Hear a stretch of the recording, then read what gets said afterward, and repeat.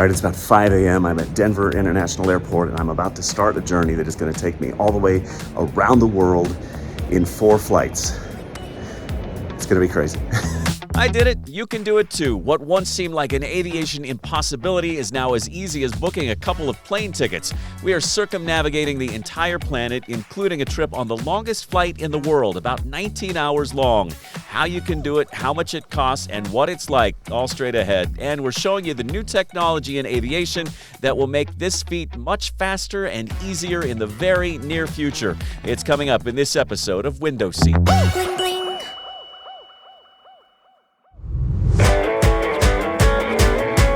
The day starts before dawn in the Mile High City. This is the beginning point and the end zone for our round-the-world adventure. I did the math, and the entire journey is going to take me about 20,000 miles around the entire planet, about 40 hours of flight time in total. It's a lot, and the entire journey starts right here at Denver International Airport. Obviously, you'll have to get yourself to a major international airport to get going on a round-the-world mission like mine, and for that, it means getting from Denver to New York City, where I'll embark on a stunningly long airplane ride. Fast forward about 4 hours, I'm on the ground in NYC, my journey gets underway. Now comes a really long layover, so I get an idea. I just landed at LaGuardia Airport in New York City. My next flight is several hours from now across town at JFK Airport. And it got me to thinking, anybody can hop in a taxi, can get an Uber, can try and figure out public transportation, but what if we changed this up and tried something a little different? What if I actually walked from LaGuardia to JFK? They said it couldn't be done. Are they right? You can find out the answer to that in another episode of Window Seat. I put a link in the description and in the upper right corner of this video right there. 10 miles across Queens, seeing some really cool neighborhoods I've never seen before. Can you actually walk airport to airport in New York City? Has anyone even tried before? Check out that video to find out. In the meantime, I'm about to board the second flight in my quest to travel around the planet, and it's not just any flight. I've booked passage on Singapore Airlines Flight 23. As far as ultra-long-range flying goes, this is the granddaddy of them all. The plane actually covers almost 10,000 miles in the air. Total flight time just shy of 19 hours. It is the longest commercial flight you can book in the entire world, and it has been since 2021. And get this, the airline actually also has a nonstop from Newark to Singapore, but it comes up 2 miles shorter than this one, so it does not get the title of longest flight in the world. We have an entire episode of Window Seat devoted to what it's like flying on the longest flight in the world. We'll put a link so you can check it out below. Suffice it to say, it is a once-in-a-lifetime experience. Gotta be honest with you, I fly quite a bit. I don't think I've ever been more excited about getting on an airplane than I am on this one right now. There are any number of ways to get around the entire planet, but I think this one made the most sense for me because it covered the most territory in the fastest amount of time. And to think we're lucky to live in an age when we can actually do something like this. Fact is, flights like this were not even possible in the past. It's because of new airplanes like the Airbus 350, the Boeing 787 that are long-range, low-capacity, fuel-efficient. The airlines say they can make much more money on these planes with just 250 people on board than they ever could with 400 people on board those less efficient 747s. The technology is amazing. As we crisscross the globe in the early morning hours, a quick chance to break down the costs of flying around the world, at least for me. That first flight from Denver to New York City I bought using credit card points, so that one was free. The second flight, this one, the world's longest, was a little pricey. I booked JFK to Singapore and then Singapore to Los Angeles, since that will get me across the Pacific, helping me complete the round-the-world feat. Total cost of the Singapore Airlines flights, $2,073.13. Yes, it is very costly, but it was a bucket list trip for me, something I'd saved up for and looked forward to, so I justified it in my mind. And then the final leg of the journey, Southwest Airlines from Los Angeles to Denver. That one was cheap, less than $125.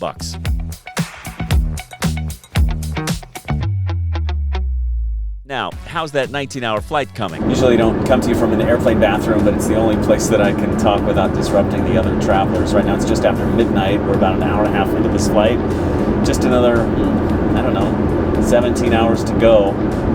We'll see how it goes so far. I mentioned that I'm in the worst seat on the plane, but the reality is it's not that bad. It actually reclines. There's no issues being close to the bathrooms at all. It's been pleasant so far, some turbulence, but not that bad. Several hours pass, several meals come and go. We're busy crossing over the top of the planet, then dropping back down over parts of Europe and Asia. So we're a little more than halfway through the flight. So far, so good, although I will say it's a little dispiriting to look at that display monitor and see that you still have 8 hours left to go on a flight that you've already been on for so long. But that's all right. That's part of the game here. That's why we did this, is we wanted to see what it was like to experience the longest flight in the world. And it is long. No two ways about it.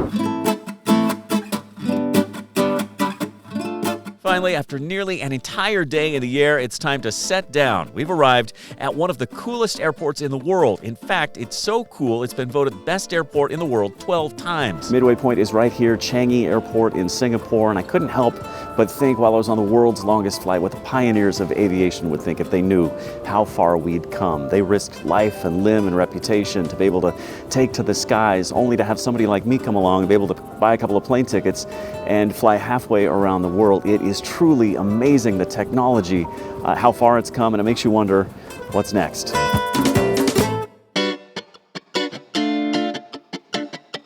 Now, I didn't turn around and get right back on a plane to come back home. I actually took a side trip to Siem Reap, Cambodia. We have a link to that very cool visit in the description below. And I spent an entire 24 hours inside Changi Airport. I spent the night here. I explored Jewel, the massive indoor mall connected to the airport. It has everything: grocery stores, movie theaters, food courts, high-end shopping.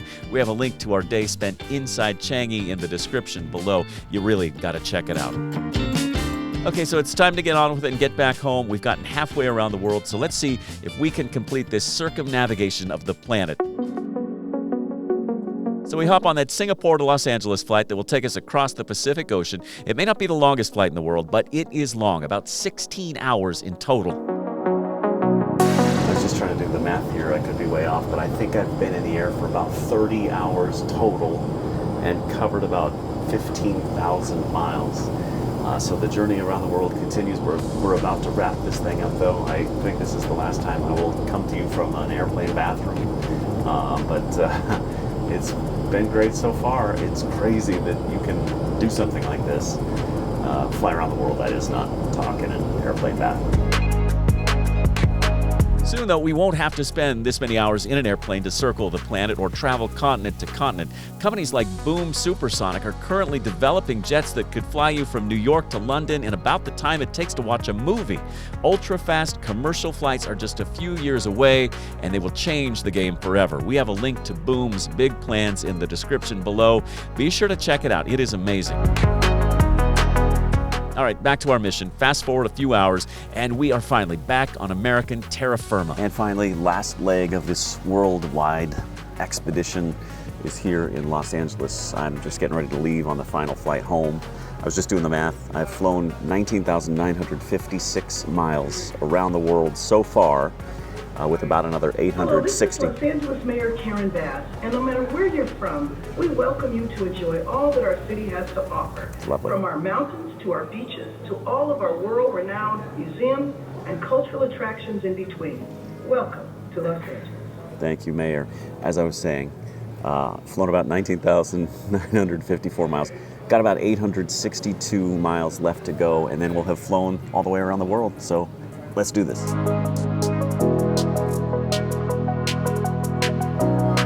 After all that ultra-long-range flying, this final flight seems like a total breeze. Just a couple of hours from Los Angeles back to Colorado, and a long-time dream and a bucket list wish has been fulfilled. And so it all ends right back here where it began, Denver International Airport. Several days, several thousand miles, and several dozen hours in the air ago. I can't help but feel a sense of accomplishment, but the reality is I didn't do anything. I just sat in a plane seat and traveled around the world.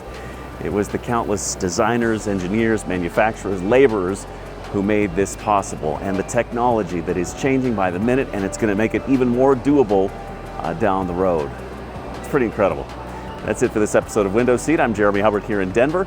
This is the furthest we've ever traveled for an episode all the way around the world, and we're back with more travels next week.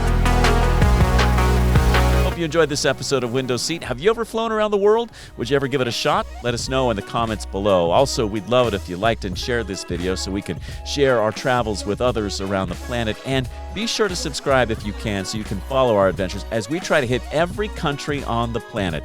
We're back with a brand new episode of Window Seat next Friday at 8 a.m. Eastern. In the meantime, enjoy one of these other episodes from Window Seat. You need to chill.